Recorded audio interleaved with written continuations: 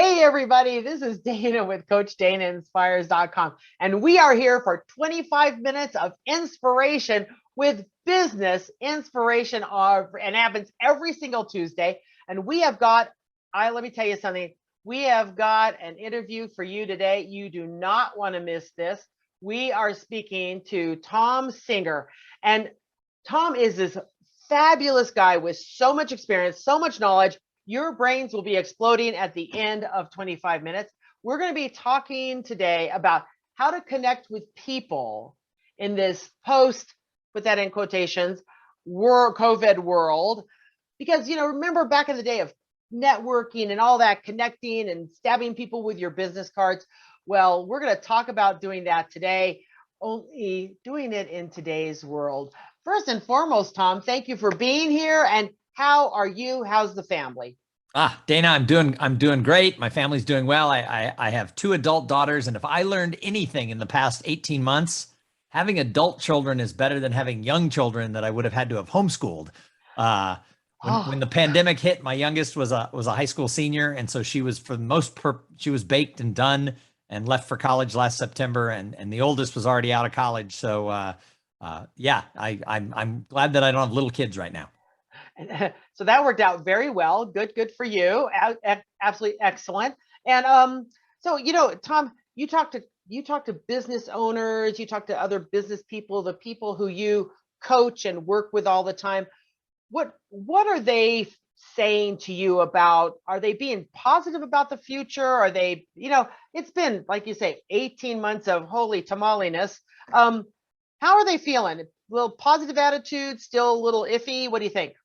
Sure, Dana. Well, it's been, for some, it's been the best of times and it's been the worst of times. And so I like to point out that this has been the tale of two pandemics. So it really depends on what you do for a living and where you are within a company and what your role is and what the industry is on sort of how you're doing and how you look towards the future. If you worked in, things like making RVs or sporting good equipment, or you made, things for baking, when the pandemic first hit, your business exploded. I have a friend who had a mail order company for seafood, and he also sold directly to restaurants. Well, the restaurant business went away, but his mail order business exploded, and he had to hire people during the pandemic. So a lot of it has to do with where you sit and where you live. Now, I've made my living for the past 12 years as a professional speaker for corporate events and association events. So as you can imagine, 18 months ago, that went to pretty much a hard stop.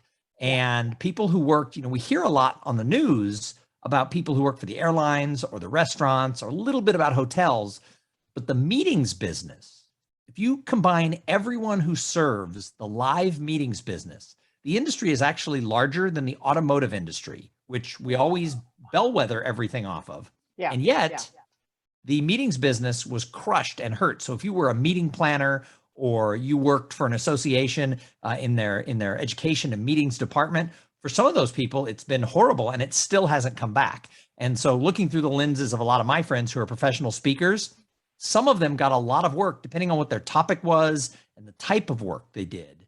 Some of them got a lot of online sort of virtual work. Right. Others haven't really done much work at all for the last year and a half. And if you rely on the live meeting to make your income, 18 months is a long time to go with little to no money. So I think it's all over the map. I talked to a friend who works for a bank, and she was like, I don't understand why your business is struggling. She goes, I still get my paycheck every 2 weeks. Well, she was a middle level banker. She didn't even think about things outside of what she did. And she focused on a couple of industries that were doing well. So she didn't even know that like people who had small businesses were hurting. Hello. I know. Read the newspaper. Walk outside your door. Oh my goodness. And people have had to really change their focus if they wanted to keep moving ahead. And I think that's one thing you've done too. So because you do podcasts and online training, all kinds of great stuff like that. So I think it's those people who have really taken a change of focus that's been moving ahead. And speaking of moving ahead, entrepreneurs, business owners, folks who are watching, what can we really do, you think, that would make a big difference? Now that we're a year and a half into this, what are we doing? What should we be doing to leap forward? So I've paid a lot of attention to people who have been in industries that have struggled. Like I have a friend who owns a business that puts on sporting events for millennials. So his business went to zero. I have No. another friend who owns a dance studio for little kids. His business went to zero. Of course, all my friends in the speaking and training and meetings industry. So I've been paying attention to the people who have been really scrappy and who have been able to really sort of find new lines of product to be able to get some income. Even if they haven't brought their income all the way back to where it was, they've been able to really succeed and kick that can down the road financially the whole way. And I'm seeing that the people who are able to do it have three traits. Number one, they're creative. They're willing to look outside of the box, try new things, throw that spaghetti against the wall and see what sticks.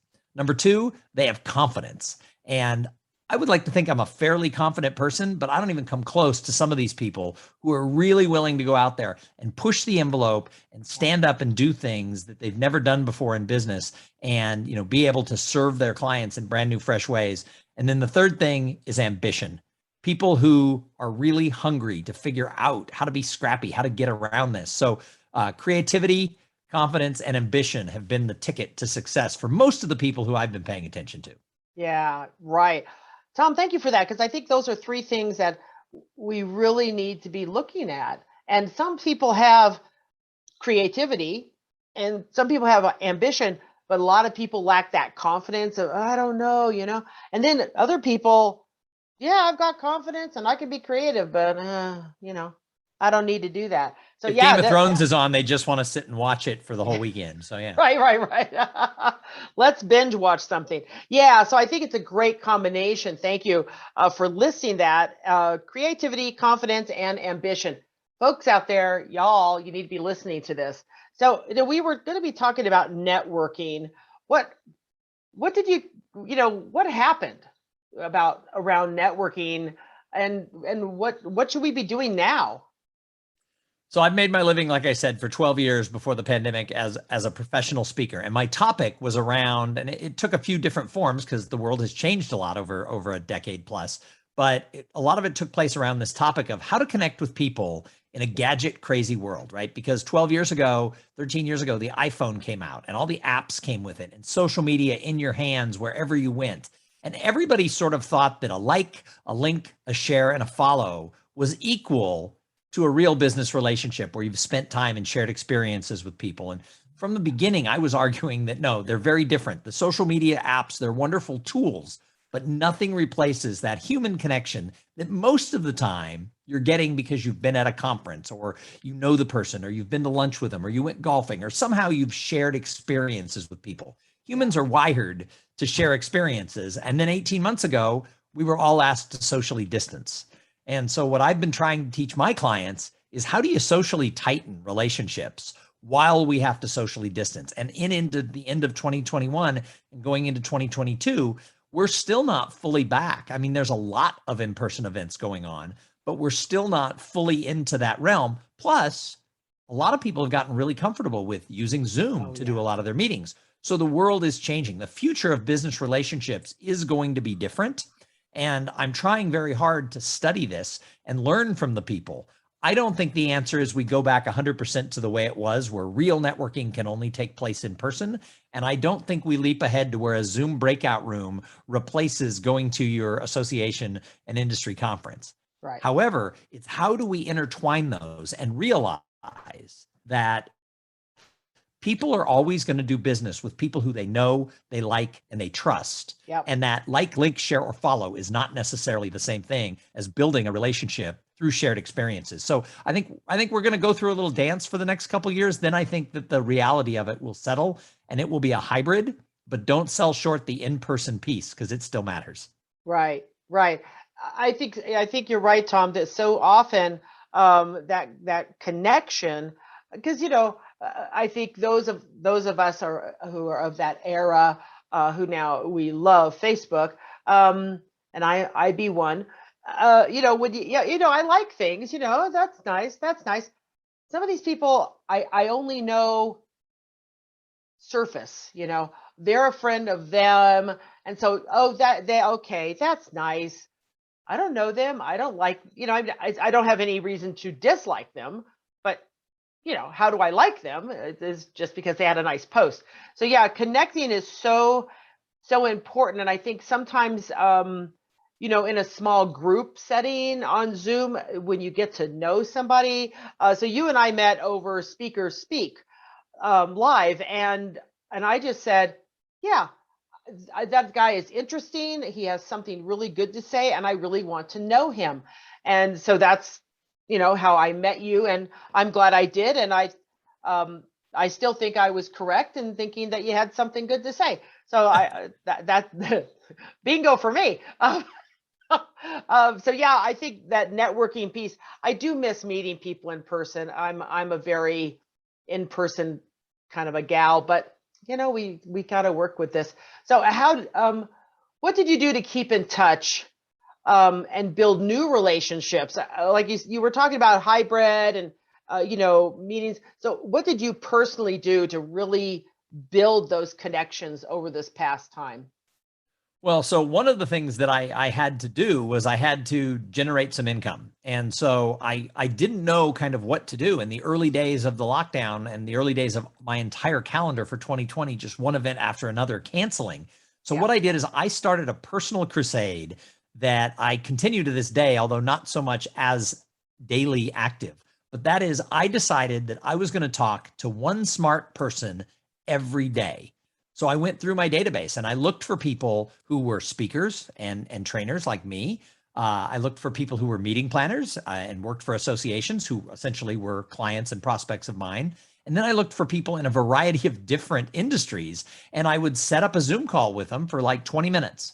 And I would tell them, hey, part of it is I'm just reaching out. I like you. I admire you. I want to find out how you're doing in these crazy times. But then the second piece was I explained to them very transparently what I was going through. And I said, I'm looking for brilliance. And I would ask them for any ideas they had of what I could do. Now, I've talked to hundreds of people now over the last year and a half. And I'll be really honest, most people didn't have ideas for me. Some people had no ideas. They were like, wow, I don't even know where to start. Some people had, and I hate to say it this way, some people had dumb ideas, things that wouldn't work for me, or they really didn't understand who I was and what I did and where my strengths were. However, over the course of the last year and a half, about 6 or 7 people have given me ideas that I have been able to run with and put into practice and actually turn into revenue generating activities that have kept me afloat and kept me moving forward. And one of those things was I work within a niche teaching lawyers how to do business development. So I created a class specifically for law firms, and I didn't charge very much for it. And I set it up as I would ask the person considering hiring me, who's doing a better job during the pandemic of keeping in touch with clients and prospects, you or your biggest competitors? And of course, they didn't really know the answer. And I would then challenge them that, what if it's your competitor? And I want you to remember this: your client is your competitor's prospect. What if they're doing a better job of keeping in touch? A year from now, 2 years from now, who's going to come out with the stronger relationship? And so I created those classes. And at the same time, it gave me a reason to proactively reach out to everybody who I'd ever worked with in the past and be able to make the offer to do this class. So by coming up with an idea, being proactive, and then reaching out, I was able to keep my business alive and generate some good new business. And I picked up a bunch of individual coaching clients from the lawyers inside the firms that I was working with. Yeah. So let me think here. You were creative, you have confidence, and probably competence also, but confidence, and you were ambitious. The trifecta, you had it, and here you are today sharing that with us. And I love what you just said, Thom. I mean, your client is your competitor's prospect. Whoa, I'm going to make a cross stitch wall hanging or pillow with that on it, because those are words. Hello, viewers. Are you hearing this? This is great. This is great stuff. Woo! I told you, you want to hear this one today. This is good stuff. Wow. Okay. My brain is just like exploding here. Wow. Okay. So what do you think is the future of business? And we have business and associate, not everybody's in an association, but certainly everyone could be. There is some kind of association for everybody. So what's the future of these conferences? We used to know, used to run our calendars around this conference and that conference. What do you think the future is about all these conferences that we used to go to? So I can't speak to any individual conference or any individual association because some of them will come back and succeed and some of them will die off. But I am extremely bullish on the live meetings business, and I'm extremely bullish on trade associations. I think that industry associations there's more of a need for them now than there was before the pandemic, and there maybe was at any other time in history. Industry organizations, if they're smart, are going to be able to thrive in the future of business. Because here's what we've learned. We've learned over the past 18 months that you or anyone can deliver really good content through all of these virtual platforms, through Zoom and all of the other types of virtual platforms that a meeting can be held in. We can deliver information and education, and it works. People are feeling like they're being able to, in real time, get the learning that they need. The problem is, for the most part, and there are exceptions. Whenever I say this, people go, no, I've been able to network online better than in person ever before. And that's awesome for those people. But most people who I talk to say, yeah, the online networking stuff's been okay, but that shared experience, that serendipity of a hallway conversation or a conversation in the hotel bar that can only happen at an industry conference where people have flown in together, I think that is where the real power is. Associations, if they take this charge and they're willing to realize that their whole focus is to bring great minds together so that new ideas can be shared and cultivated, that's where it comes down to. So it's the human to human interaction of a conference that is going to put conferences over the top. I think in 2024 or 2025, we're going to see record numbers in live business and other types of live meetings. But I think it's going to take some time to get there. And I think they're going to have to be adjusted because it used to be we hid behind the education. And now we're going to have to put up front that human connection portion. And we're going to have to make it engaging and fun and unique every single year. Yeah. Ooh, I think I think that's true. And do you really think it's going to take 24, 25? You think it's going to take that long? I do. I think that 2022 is still going to be a reset year. There's still a lot of talk about, we need to do hybrid in case we have to cancel. Some of the larger events, I think once we get to the other side of all of this, I think some of the larger events are not going to offer a live hybrid option. They might offer a ticket where 2 weeks later you can watch the videos, but meeting planners are saying it's like planning two events. In some cases, it can double the cost. If you have a large enough event that are going to have a large number of people, you can't do it on Zoom. You've got to use, a bigger platform, and there you have to have a bunch of people running it. So the costs of labor and of the platforms are huge. So therefore, some meetings they're not going to choose to do virtually. So I think you're going to go back to that fear of missing out. People are going to need, if you want to have the experience, you're going to have to be on site. Right. And so have you been doing very many hybrids yet? So I actually started doing hybrids 8 years ago, long before we ever dreamed this was going to happen. My friend Eliz Green and I started a product called the Conference Talk Show. And the idea was when you do a hybrid event, you can't just live stream your main stage and expect the people at home to just watch it. You have to create sort of a talk show. It needs to be like, live with Kelly and Ryan in the morning or something along those lines. And so she and I would co-host the broadcast. And during the coffee breaks, the luncheons and the happy hours, we would then do special programming only for the at-home audience. So I've been working with hybrid events for a long time. Now that product never took off because people weren't willing to invest in hybrid. So I have done several in the past year. And again, it works when the organization putting on the event is willing to fully invest in that at-home audience. If they want it to be an afterthought, it's always But when they invest in that home audience and make it a television show, a talk show, so that there's content just for the at-home people, it's great. Plus sponsors love it because we'll interview them during those breaks, and it gives them an extra chance to talk to that audience, to capture that video to use on their own social media. So there's a lot of ways to do hybrid, but I don't think that hybrid is the future. I believe it will always exist. But I don't believe that hybrid will take over face-to-face. I think it's going to take a couple of years to get there. but those experiential live events that people, did for years, they'll be different, but I think that they're going to come back, and they're going to come back with strength. All right. All right. That's really good to know, because I know that I've been involved in some small meetings that were hybrid. But when you go into breakout rooms and you go into other options of, do you want to take this education class or that education class, or that and I think I think it was there, but you really pointed out how much work that really does take to make. Okay, I want that room. Okay, so you're over here. The cameras, the screens, the video, the audio. Goodness gracious. Yeah, I could see where that would be major investment time. Yeah. Wow. And as a participant, it's really easy if I'm live there, because I'm caught up. There's people sitting next to me. When I go out in the hallway, there's people, there's activities, there's coffee, there's all this. It's really easy to be engaged for the whole day, because things are changing. You're changing rooms. You're going to a different breakout. If you're in a place like San Diego, the lunch is out on the patio overlooking the bay. Awesome.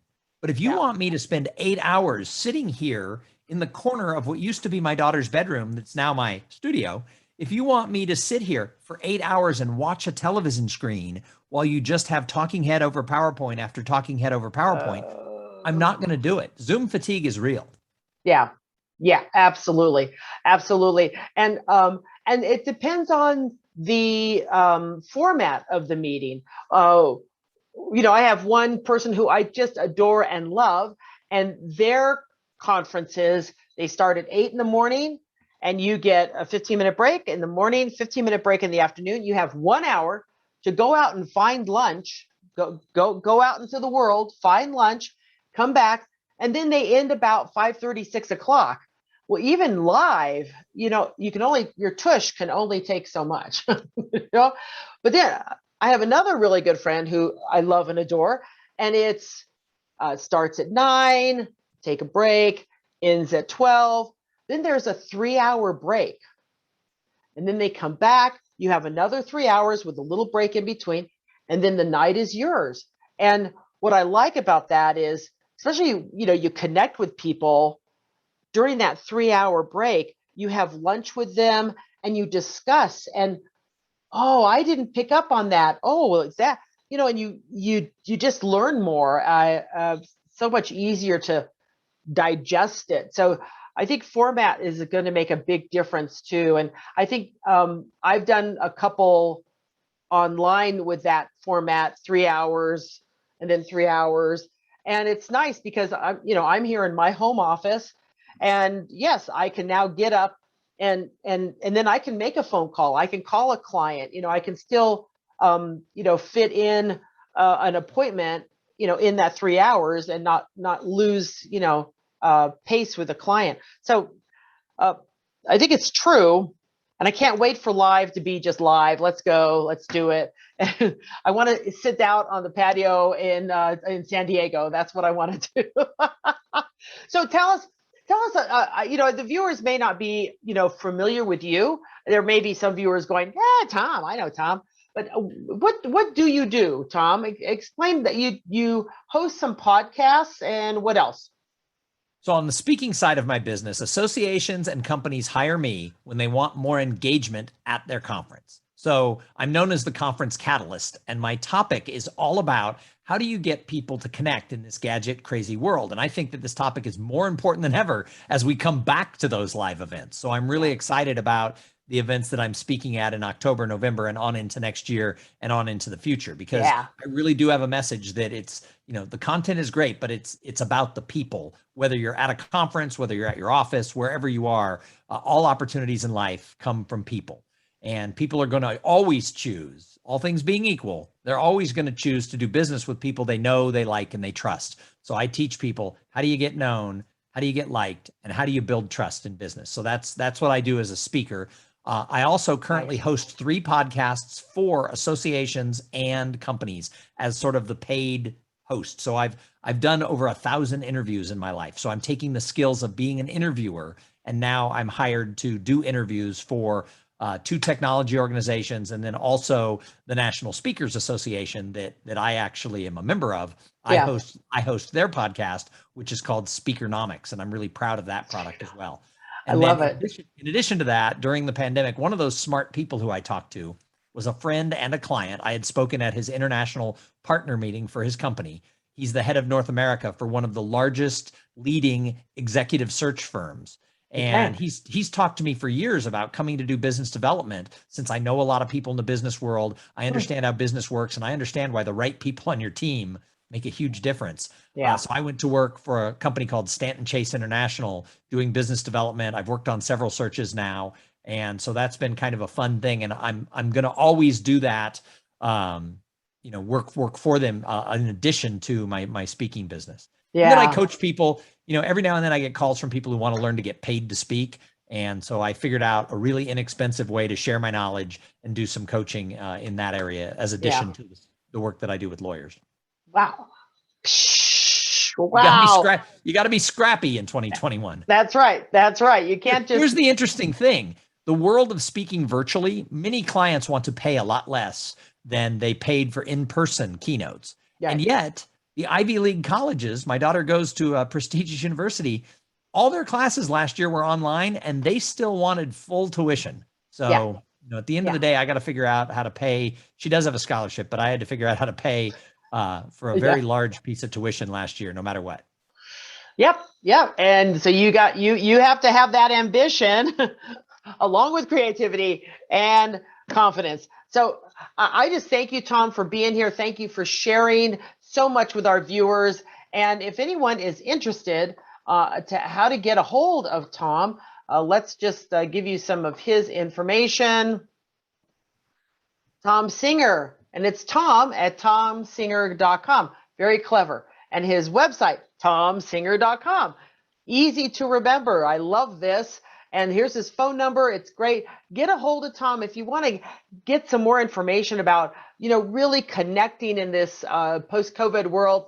He's a great source of information, and he has great content, and he can help you out. He's very gracious. So here's his information. And if you want to get a hold of me, that's my information down there. Dana at CoachDanaInspires.com. I coach women entrepreneurs to find out their value, because women, we undervalue ourselves. Get out there, charge what you're worth, find your perfect client, and change the world one client at a time. So Thom, thank you so much for being here. Thank you for your time, your expertise. You are just, I had great instinct.